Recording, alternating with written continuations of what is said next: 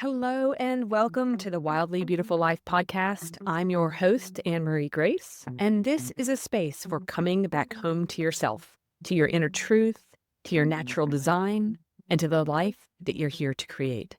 Here we're going to explore what it means to live well and live on purpose through a blend of soul, science, and meaningful connection. If you're ready to stop living on autopilot and intentionally start creating your own wildly beautiful life, then you're in the right place. And if you'd like to go deeper, please join me over on Substack at Thriving Through Connection, where we continue our journey together through videos, reflections, and a growing community walking this path together. I'm so excited to have you here. Let's jump into today's episode. Today on the podcast, I have Kristi DeYoung, a registered psychologist with a twist. Kristi has 20 years of experience from working in schools to running her own private practice, and she works at the intersection of psychology and spirituality, combining the science with the soul work. Kristi draws on the internal family systems as well as Jungian approaches, compassion-focused therapy, and transpersonal psychology to help people move beyond symptom management into genuine transformation. Kristi believes there's a layer beneath the anxiety and the people-pleasing and the daily performance of find, and that's exactly where she works. She's based here in Melbourne, Australia with me, and she works with clients across Australia via telehealth. This is a great conversation where we really delve into the different voices that are at the table. Whether that's through the lens of psychology or the lens of astrology, it's a fascinating conversation, and I know you're going to get a lot out of it. Let's jump in. So, Kristi, I'm so excited to have you here with me today. No one would know, but Kristi and I are both Americans who have transplanted to Melbourne, Australia.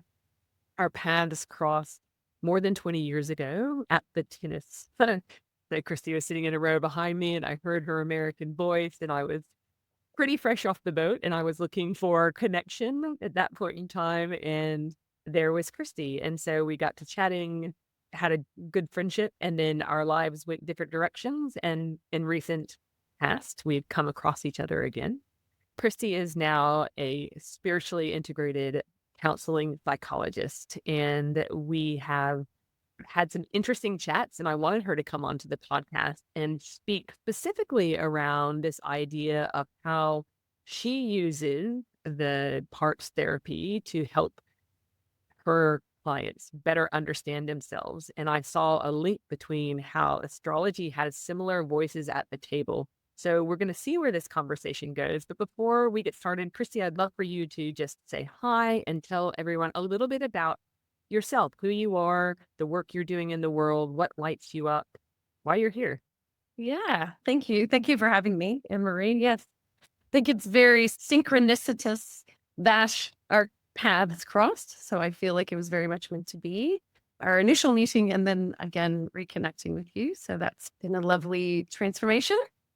A bit about me. Yeah, I don't even ever know how to answer that question. I'm a Texan at heart, living in Melbourne now 23 years, working as a psychologist in private practice for quite a long time. So being a psychologist for about 20 years now, working with clients from adolescence up through the lifespan. I think my oldest client at the moment is 82.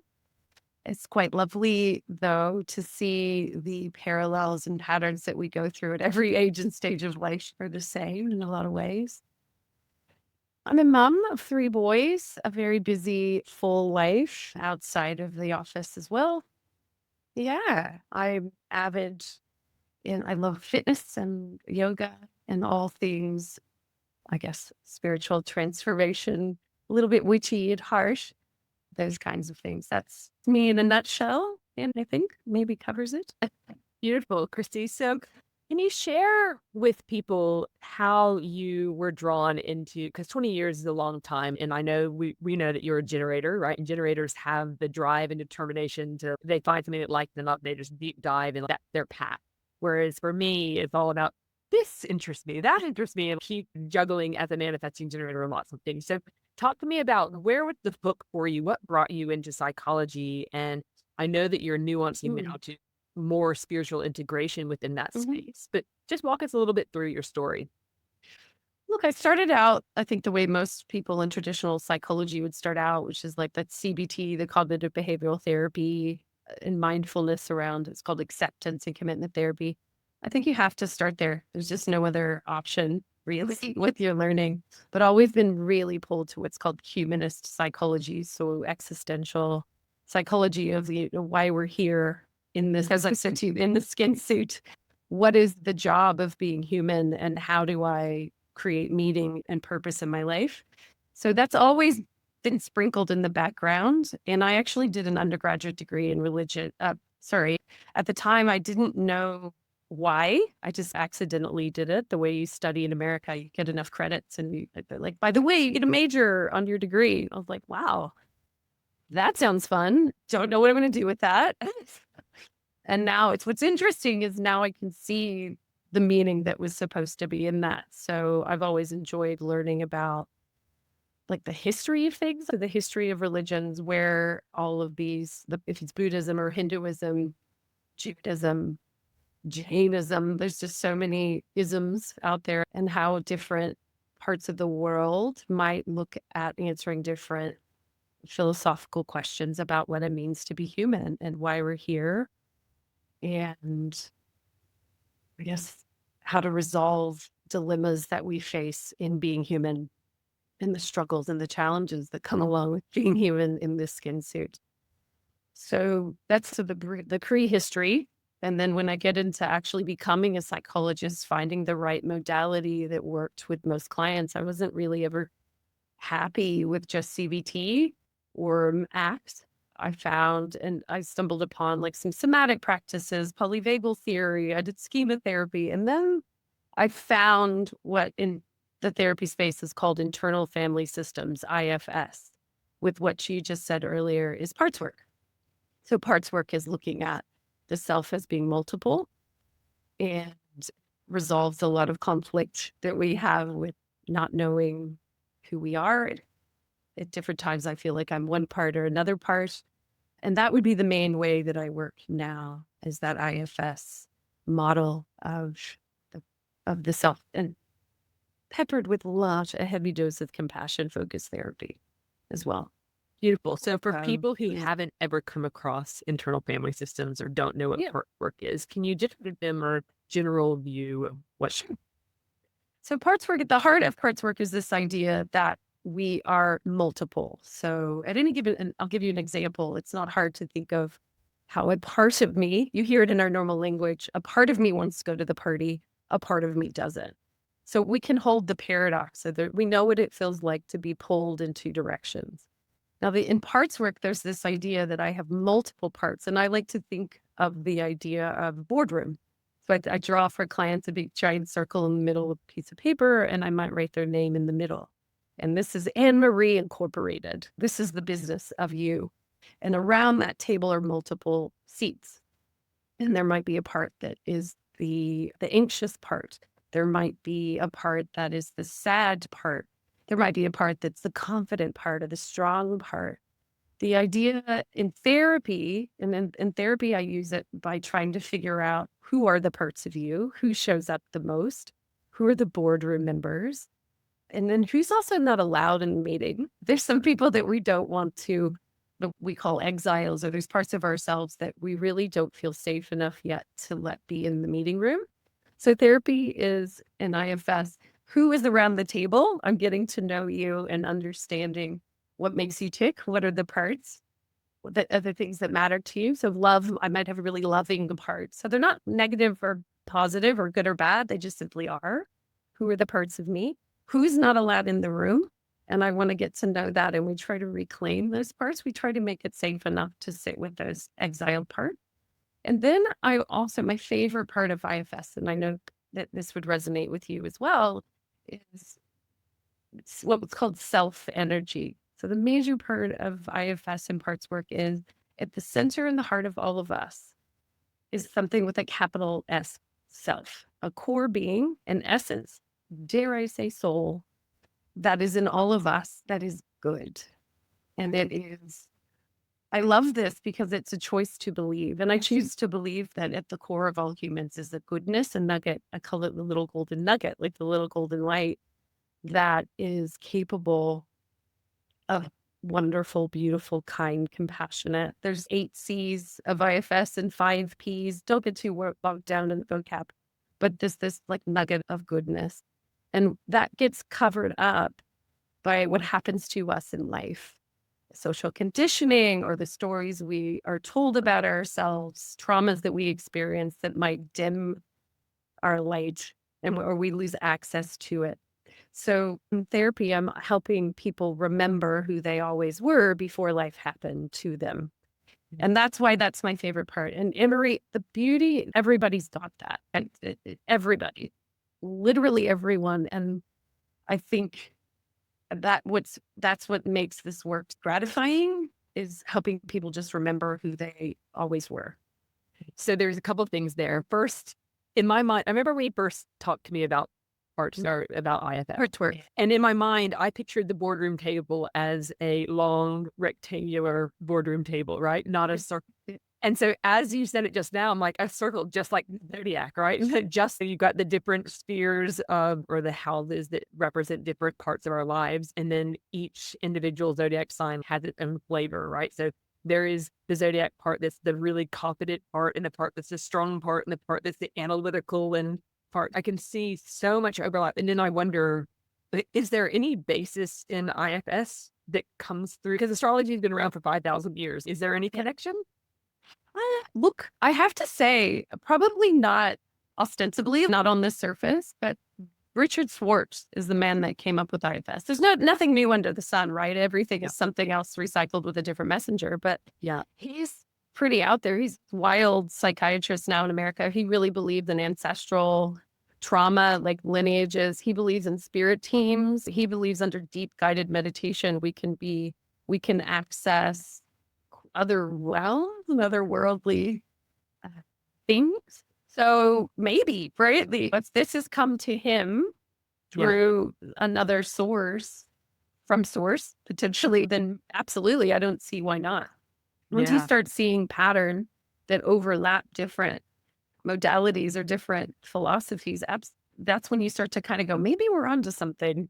Yeah, for sure. So Carl Jung, who is huge in modern psychology, he actually read charts for all of his clients. So his daughter was in the background actually providing him the client. And there's some comment, I won't get the quote exactly, but it's basically like psychology is going to become a dinosaur if astrology is not woven into it.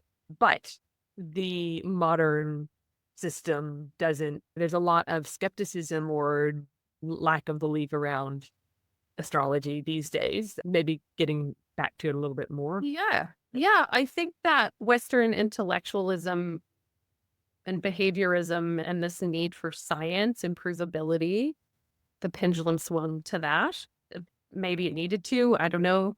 But I think absolutely my feeling of what's going on right now is the pendulum swinging back again, and we're much more open to, there's multiple ways of knowing things. And even other podcasts I've listened to, I don't know how to say her name right, Maya Bialik Blossom from the 90s. She's this hardcore scientist, and she's now interviewing Richard Grant. She's interviewing the telepathy tapes people. Like, when science, my view on this is science can't prove, and none of this isn't true. So we need to be open to all understanding. Science to me is always just catching up with spirituality and woo. Yeah, amazing. I like that. Yeah. And so why not be open to it? If I don't know, why not? And what does it cost? So I'll explain this way to clients. I was like, maybe I'm wrong. I don't know. But what's the cost of believing in these things? Yeah. Does it cause me more suffering, or do I feel relief and peace? So if I'm made a crossroads of two different ways to feel, which one do I want to feel? Why do I deliberately choose suffering? Yeah. And then they're quiet. And then they're like, oh, so I can choose. I'm like, absolutely. So what do you want to believe? And that just opens this door that we can walk through, is actually, oh, so I get to choose what I want to believe, and let's go. And then it's not up to me, right? I'm client led. I don't tell people what to believe. I spread it out on a buffet. These are all the things that we can believe in the world. What do you want? Because then we've never been told that before. We've been given the book that we were supposed to read and believe. But you would say, what if that doesn't match up with who I am? My chart, my stars. Yeah. And so I start the journey of helping them figure out what they want to believe with what fits for them.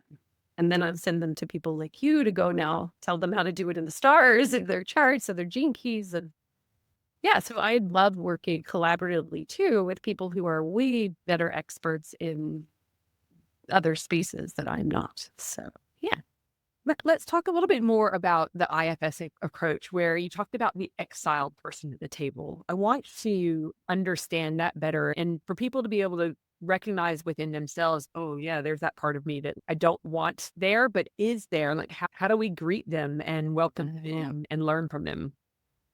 And this is the hardest part of therapy. This is the part that's uncomfortable. We don't like it because there's parts that are exiled because they're painful. They hurt. And they hurt in our bodies. They hurt in remembering. They're often there. They're often much younger parts. I like to talk to parts in terms of their age. So you'll often hear me go, oh, whoa, when you just said that, which part was that? That was my anxiety. How old did that feel? And so it's intuitive as well. They're like, oh, I just say, just name an age, just roughly. This isn't science, but it's 5. Okay. How does 5 feel? And how do you think you got that belief? And where did that come from? So I feel like an archaeologist. I'm just digging up the past. So the parts that are exiled are usually parts that weren't safe to feel because I didn't have the understanding, the ability, or I was alone. And I learned through parenting or conditioning or schooling or coaching or some experience that it's not okay to have that part. So I'll give you a really simple example. It's imperfect me. So if I find a perfectionist part around the boardroom, one that wants, this might be a bit familiar to myself, a perfectionist part might say something at the table. It's like I'm not allowed to make a mistake. So the little me that is standing outside the boardroom door is the part of me that made a mistake. So imperfect me. So we try to reclaim that. Now, there might be a specific memory attached, that one time that I failed a test. So I would talk to that memory and we'd go back and look at it and bring them back in the room. And how can I know now that it's safe to make a mistake? Because what happens is we get stuck at whatever age that was. It was like, say, 7. I got embarrassed in first grade because I failed a math test. I'm stuck at 7. When I'm triggered at making a mistake, all of a sudden I'm 7. I forgot about the 46 years of my life where I've made mistakes and it's been fine. So I help them remember there's other boardroom members or there's self, there's core being that can now handle making a mistake because it's going to be okay. It wasn't okay for 7 to make a mistake. It wasn't safe. And that's real and that's true. So I also spend time with 7 going, I'm sorry it was so hard. This is where compassion comes in. It shouldn't have been that hard. I'm sorry that bad thing happened. It's not your fault. That is my favorite part of therapy because we're healing old wounds, called a corrective emotional experience. We're able to give ourselves in real time in the room, usually with clients' eyes closed down. I'm able to get them into almost like a meditation to heal the wounds of their own younger selves in the room. Yeah. Yeah, it's really beautiful. In the coaching sphere, I do inner child meditations, right? It's very similar where you invite that part of yourself that didn't feel safe, that had that core memory of disconnect or repression or whatever it might have been, and then let them feel that and know that the older version of the self is there and is capable of taking. Yeah. And there's some speeding through it with you now, but there's a lot of buildup to that to make it and convince each other and the self that it is safe now. So it is very gentle. I don't want people to think it's not whiplash. It is also, we need to make it safe to feel those things now. There's a somatic component to the work of how do I know I can handle that big feeling in my body right now? So we also might practice techniques around hand on heart, hand on belly, or have you heard of havening? There's this technique called havening. So we might do some of that in the room, or we might just, I'll try to treat it out. We might just do, we can actually ask parts. This is fascinating. I can say to a part, can you come in, but can you only give Lisa a 5 out of 10? We're not going to give her the 10 out of 10 feeling today. How about just 5? And it works. Parts are like, okay, I'll dial it down today. I won't come in full guns blazing. So we can also ask Heart to just not, can you not overwhelm Lisa today? We're just going to give her a 5 out of 10. And they comply. And it's a nice way to start to gently learn, I can handle this feeling, this sensation now. Yeah. And that Okay. is, yeah. For people who won't see the video, who will just be listening to the audio, can you explain what havening is? Because I saw what you... Okay. Gosh, see, I don't actually know. Maybe you know more than me about havening. It's something I just recently learned about. So I think it must relate to the polyvagal theory and this system of self-soothing. So I had my hand on my heart space on your thalamus and just rubbing in circles, feeling like a deep, it's called proprioceptive pressure on your chest, or opposite arm on opposite shoulder, just rubbing downwardly. Is that... I'm descriptive. I'm definitely not an expert on havening. I've heard of it and I've come across it and I've seen people do it, but it's known as the mother's touch. So even if how would a mother hold a child, or what would you do to comfort a small child? Yeah, so it's this like soothing technique to mimic that. Yeah. And I think there's even one where you can wipe down your face. That feels strange to me, but whatever floats your boat. It's basically what feels soothing on the surface of your skin. But I think it actually works for a lot of people. And I know I even notice myself doing it now unconsciously. So I'm obviously soothing my nervous system all the time. So yeah, great question. So much of our current day experience is the unconscious, right? And whether you pull it's 49% or what, we go into the default mode and we're just in this autopilot space so much of the time. So who doesn't need support for therapy? Who doesn't? Would you just say everyone would benefit from this? Yeah. If you want to be conscious. Yeah, no. Yeah, I know I'm being facetious. But yeah, I think that I was actually listening to something yesterday. And his name is going to escape me. I will email you and you can put it in the notes. But that being human is hard. There is no getting through this human life. And this guy described it as a cliff. Everyone has a cliff that you will ultimately fall off at some point. Yeah. So I think therapy is there for the cliffs that we will all inevitably face. And so when you get to one, he was talking to Oprah, and Oprah was describing her cliffs. If Oprah's having cliffs, girlfriend, we are all having a cliff. So it's like it's not bad that you're there. It's inevitable. Yeah. And through the cliff is the transformation. There is no growth without suffering. Favorite analogy is around the caterpillar. And my colleague and I will sit there, we'll go, does anyone, if we could call the caterpillar as it's transforming into a butterfly, like that is painful. Yeah. Like you literally, I think it goes from some like gelatinous substance to turn into whatever butterfly wings are made out of. Yeah, they're called imaginal cells. They're cells that they don't exist until the metamorphosis process, and then they like reimagine as the butterfly. And that sounds nice, but I reckon it hurts. My face, imaginal cells. I'm going to use that. I like that. So from everybody needs that, right? Yeah. I think we do. In like when we look at someone's astrological chart, every single person has parts that are going to be easier and parts that are going to be more challenging. No one arrives into this lifetime with just a perfect, easy path. Everyone's going to have some red lines in their path. They're going to have some conjunctions. Like we all have the same planetary influences. It's just a question of how they're interplaying with one another, where they land in the chart, what aspects are happening. And that's how it create growth opportunities, tension, right? And is that Chiron too? Like Chiron is definitely one of them. So Chiron's an asteroid, and like the woman I studied with, she's actually an astrologer and a psychologist.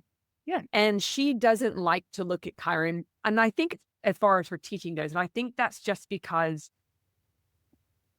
you need to make sure that you're going to be able to support the person, right? Now, do you want to shine a light on runes? Here they are. It's going to come up over and over and over in your life to get ready for it, right? So I think from an ethical standpoint, she doesn't teach her astrologers specifically to go into that so that you can make sure that your clients are protected, because not everyone has a longer history in psychology and knows how to support that. But Yeah. Makes sense. absolutely, Chiron's in there, and Saturn and Pluto. So those are our three strongest influences. So Chiron's the wounded healer. It is the wound we're here to learn.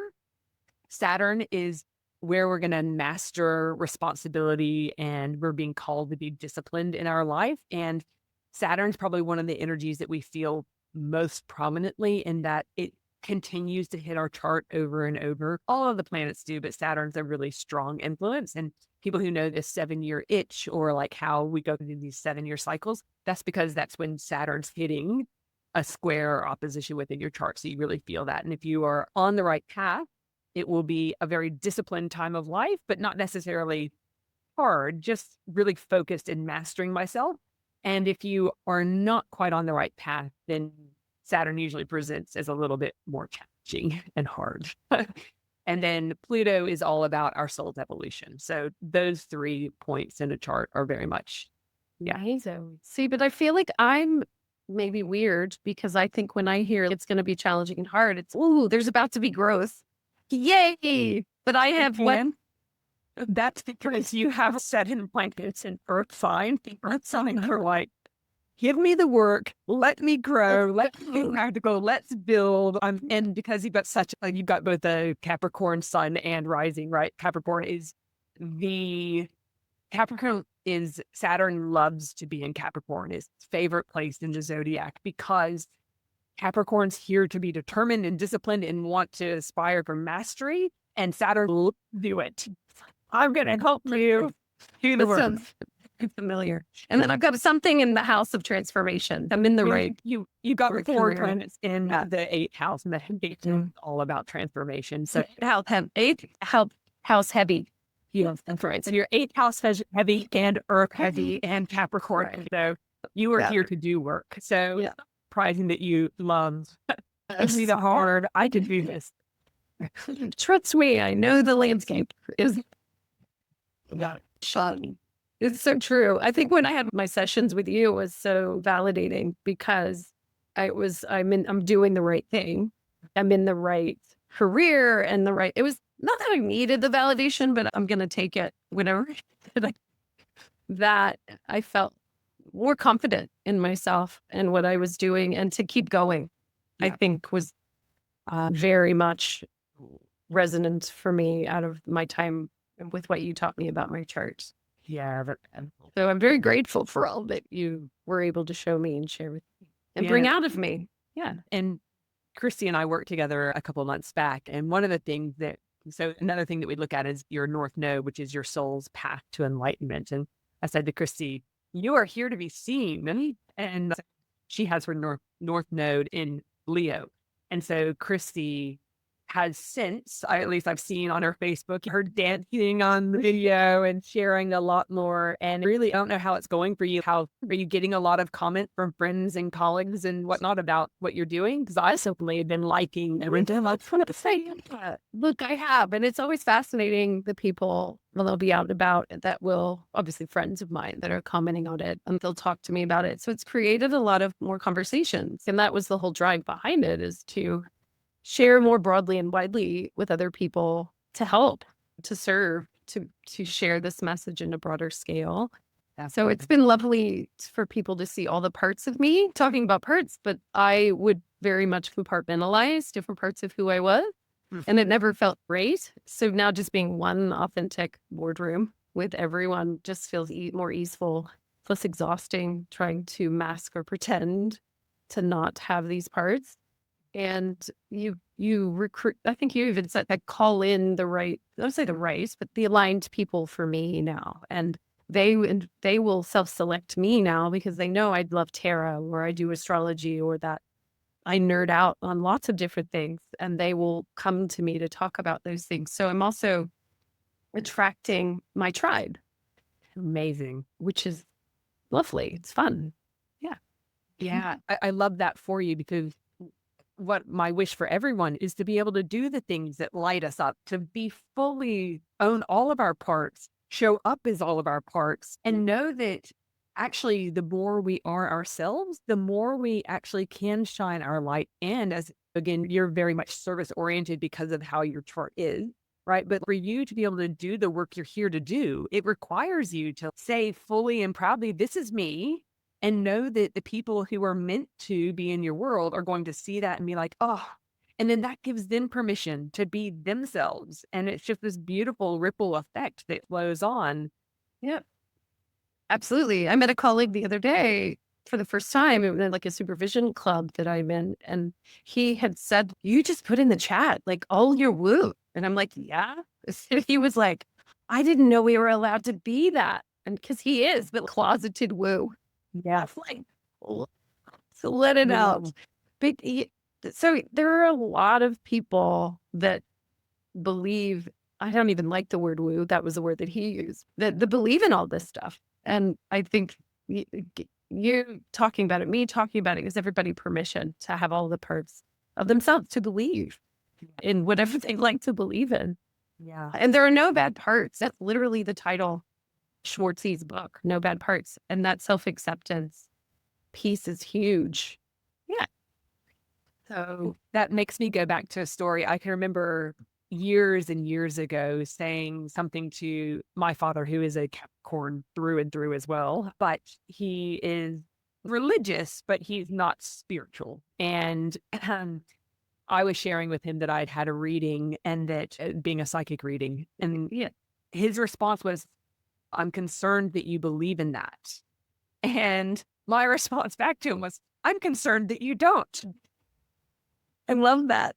But it took me actually a very long time to have that ability to reply with that. It was a little bit tongue in cheek and very much true that, hey, this is my belief. I know you believe I'm wrong for having that belief. And that was what I was conditioned to believe all growing up. And then when you begin to step more into your beliefs and realize, oh gosh, not everyone believes that there's nothing to this, right? There's actually more people believe in something else than not. And so just because my conditioning didn't open me up to that world, now that I am, for me to be able to articulate that helps me learn and experience with different people that if I didn't have the confidence to say how I feel, I'd be missing out on all of that. Exactly. Exactly. And then I'm always surprised the story that they have, because I'm sure you probably have talked about it, is like what opened it up for you? What opened up the possibility for you? And I'll often ask people that, why do you believe, is my next question. And there's always a beautiful story. Yeah. Circling back to original, like earlier in our conversation, is there's usually a story of something hard, something challenging, something really painful that opened this door to a different knowing. Yeah, for sure. I've certainly alluded to some aspects, but I'll share a tiny story with you. I was actually reflecting this with my son the other night, and I'm finding that I'm more and more expressive with my children about my beliefs. I think up till recent years, I felt like, oh, they'll figure themselves out. And now I'm like, no, actually, I think it's important for them to have the balance of experience, because I know that I don't know anything, but I assume that from prior history that they're not getting that much exposure with their father, who they spend half their time with, that in the more esoteric space, the woo space, but that I want them to know that this is an option for them to consider as well, and that dad might believe this, or my parents might believe this, or their friends might believe this, but mom believes this, and this is just another way to look at the world. And I was sharing that when I grew up with a very conservative religious approach, where, like Noah's Ark existed, literally. And it was like, well, you don't know what you don't know. You know what you're taught. And so that's what I was taught. And then I went to a liberal arts college that had requirements to take religion. And my first year, so we're talking like I'm 18 years old, right? My Old Testament teacher was talking about the analogy or the metaphors of this and that. And I was like, oh, of course. Like for me, it was like, of course there are analogies. And I was like, oh, that makes me feel so much better. Like, because before now I was kind of going like, how did that all make But how did they fill that giant boat? How did that work? And so I remember like having a quick conversation with my mom, and she's like, oh, I wish they wouldn't teach you that. Like, because for her, that was confronting to hear because her belief is not that, right? And so that was like the first chink in, And then when I moved to Australia, I joined a church and they had a program called Living the Questions. And the on the first night, they were talking about the analogy of the resurrection. And I was like, whoa, isn't that the whole crux of Christianity that like there was a literal resurrection? And I didn't say anything. And I'm just observing all of these people in the room. And I thought, oh, wow, like they're all nodding in agreement. And it took me from this split moment. I went, oh, wow, my understanding of the world was so small, right? Like we're talking just about Christianity, right? And so Christianity is actually no longer this, it's now like this huge pie wedge, not to mention all of the other world religions. And I was like, oh, you know what? I actually need to park all my beliefs and actually start learning for myself instead of just, it was that awareness that there was difference and that difference wasn't bad. So then it was safe to say, okay, what do I want to believe or what do I want to understand differently so that I can make more deliberate choices for myself? And I think that's what it all comes down to is, yeah, once you have a little bit of awareness, then you can be deliberate in where you go. So for me, I wanted to understand more. So I was then open to more. So when you started the conversation with where Schwartz has gone now, like where he's gone, I'm into all of that. I'm like, that sounds amazing. But Yeah. the me 25 years ago was definitely not open to any of that. Yeah. Yeah. And I think I'm open to all the things too. Now it's what else is there? You get excited. Yeah. Absolutely. I love hearing that story. And I love your face lights up when you talk about it, because I think that is exactly it. It's like almost like a whoosh. It's like this moment of knowing.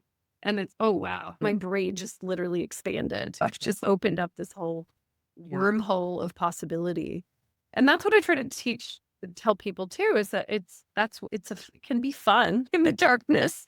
It can be, there's a journey through and finding out a lot more about yourself through whatever it is you're going through. It's a real journey back home to yourself. And it doesn't have to be always so heavy. There's a lot of expansion happening through that process. So I imagine the clients that are attracted to you these days are either closet woo people or maybe don't even realize they would consider that, but they see that, and I presume your website reflects it some. It sometimes, but I don't know if people read it. I don't know. I'm a skeptic. I think the right people find me and they might not even know I'll get super woo with you. I just think the universe puts the people in front of me that I'm meant to help. Yeah. And for a certain part of the journey, even, not even all of it. And so the client, sometimes they will hear about me and say, oh, I heard you do tarot cards sometimes, where I'm like, yep. Or it'll just be on the table. It'll be an offering. And some clients will be like, what's that? And I'm like, oh. And so that's when they're called to it, I think. Yeah. Unconsciously. But I can't help but weave the spirit in at some point.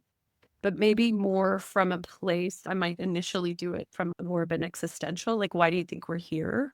What's often, I think, depression when clients come in is this emptiness because they don't have purpose or meaning, or they've lost touch with something vital, a life force within them. And that inevitably is, I think, will come up a lot with depression, especially like that profound sadness and feeling of being lost, like a soul lost. You were talking about Carl Jung earlier. I like James Hollis. He translate Carl Jung because he was like, what, 1940 or something, Austrian psychiatrist. His reading is very dense. It's very hard to get through. So James Hollis is I think he's still with us. Please, I hope, James. He is a beautiful Southern American man from Texas who is a professor and a scholar around Jung. And so he's my gateway drug to Carl Jung. And he talks about 4 pillars that we all need as human beings to have a good life. There's the belonging to self, so knowing who I am, and a deep relationship with self, a deep relationship with my community, with people around me, with the environment. Yeah. And then the 4th is connection to something transcendent, something beyond myself. And so these things, like you're saying, aren't new. This has been around for a really long time. So I will talk to people about those four things. Like, how are you with yourself? There's usually therapy to be done there. Community. Sometimes people are isolated and need others. Environment. We don't get into nature. We sit in offices and rooms under lights. And then the transcendent. So I'll work my way down that list and be like, what about something bigger than you? Inevitably, we will get there because I think it's a human question and it's a human problem that we need to face to have a meaningful, healthy, contented life. So those are the people when they find me, whether or not they know they're about to go on that journey, maybe more after today, after talking to you, putting it out there, it's becoming more obvious. Yeah, for sure. Yeah. A mentor of mine just used her comment was word create world. Yes. And I was like, oh, that's really good because it does. Like you just putting it out here is going to create. I've always gone to thoughts create reality, and thoughts do create reality, but like thoughts are the initial, but then like actually speaking it out is really what's going to create. And so then people hear the resonance, they are attracted to, am I at that frequency? Does this land for me? And I have no doubt that more people will be drawn to this idea that there are these different components that we are not giving enough weight to, right? I know that my astrology lady talked about like just the four balancing the car. Like you need all four parts. Like you need to be balanced. It can't just be all the one thing or all another. And I think it's beautiful that you're weaving those four pillars in and you're bringing spirituality into a, a support that people don't know they need, but they're coming to that and realizing, oh, wow, I didn't realize I came for this, but that's actually why I've been drawn into this. Yeah. And it's fascinating to follow along with the clients because it's, again, it's not my idea of what that fourth pillar is, it's theirs. And so it gives them permission to figure out what that is. And I'm like the biggest cheerleader on the sidelines because there's many paths that lead to the ocean and, many rivers flowing there. And it's just, I'm giving them permission to find theirs. Yeah. Beautiful. Yeah. If you were able to give a young person any form of advice that they could take away and say, yep, I need to bring that into my life, what might that be? To bring into their life a young person, what would I want them to know? I love that question. I guess what comes to mind, what pops in is this trust yourself, but like at that deeply profound level that you know what is right for you and that you have the capacity to cope. I think the two things when I work with young people is they don't do those two things. And we try to get back to that. Everything that you thought would kill you hasn't yet because you're still here. So I have a far greater grit and resilience than I know. May I believe in that. And then trust myself that I know what is right for me, even when it doesn't make sense for other people and it doesn't make logical sense. It's terrifying when you know that and you have to go against some major programming or what people wanted for you. But I tell them, this isn't going to go away. You can listen to it now. Yeah. And I wish I had. I would have saved a lot of time and money if I listened at 18 or 19. So it's that. Those two things would be my wishes for them. Beautiful. And if people wanted to connect with you after today, to work with you or to pick your brain or whatever it might be, how would they best find you? Just my website or email me. I'm pretty easy to find on Instagram. And can you tell us your website? So my website, KDY, like Kristi DeYoung, kdysite.com.au. Instagram is Kristi DeYoung Psychology. You can watch me dance in my bathroom. As Anne-Marie said. All right, I will pop those links in the show notes. And anyone who wants to follow up with Kristi or connect or watch her dancing in her bathroom, that's where you want to. If it's still up, I might delete it. No. Kristi, thanks so much for sharing with us today, helping us understand how we can be more open to the different parts of ourselves. If people want to go into this IFS journey or understand more about how to welcome in those exiled parts, to understand that there are therapists like you that can support them into stronger integration and welcoming in those parts that have been exiled and finding the path that is going to help their soul sing. I really appreciate your time. Okay, yeah, thank you. I appreciate it. I love to start each of my episodes with a short grounding meditation. I do this both for my guest and for myself to help set aside the busyness of the day and to be anchored in a place of presence and grounding.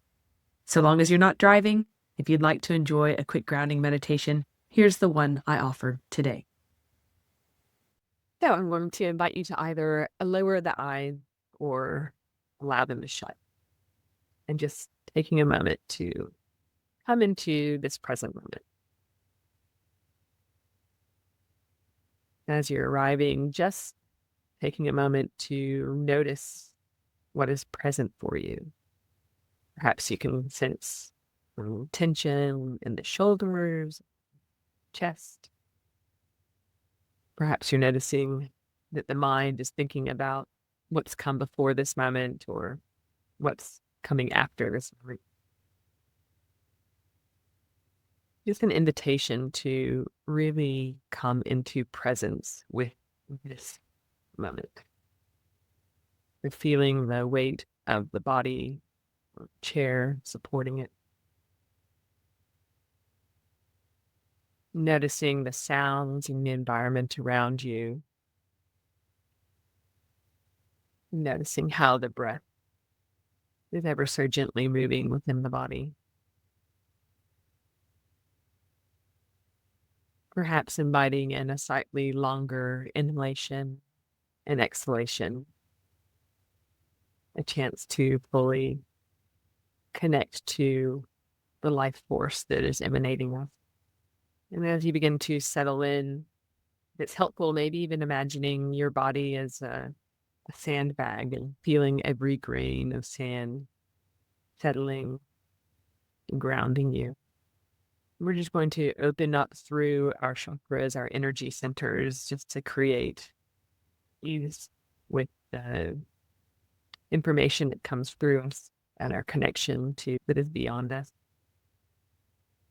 They're just seeing golden white light entering through the crown of the head, through the third eye chakra between the eyes, traveling down through the throat center, the heart center, the top of the abdomen, our solar plexus, bottom of our abdomen, and our sacral, our root center, the very base of our spine, and then connecting down into the earth. And then bringing the attention to the center of the heart and imagining your golden flame. Maybe it's a brilliant white light or a diamond, however you see that soul aspect of you that flickers and shimmers and is always there to connect with. Perhaps as you just take in another long and slow breath in and out, inviting that attention to the heart center and inquiring in with the heart, what do I need to know in this moment? What is it that I am here to share? And then taking that wisdom that's always accessible to us, bringing it back into this present moment, noticing again the sound and the environment around you. Like gentle wiggle your toes and smile on the face. And coming back. If you'd like to understand your natural design, you can start by downloading your free Align and Shine Energetic Blueprint at annemariegrace.com/unique. Then head over to Thriving Through Connection on Substack, where this work continues beyond the podcast through deeper conversations, shared reflections, and real connection. Thanks for joining me, and we'll see you again next time.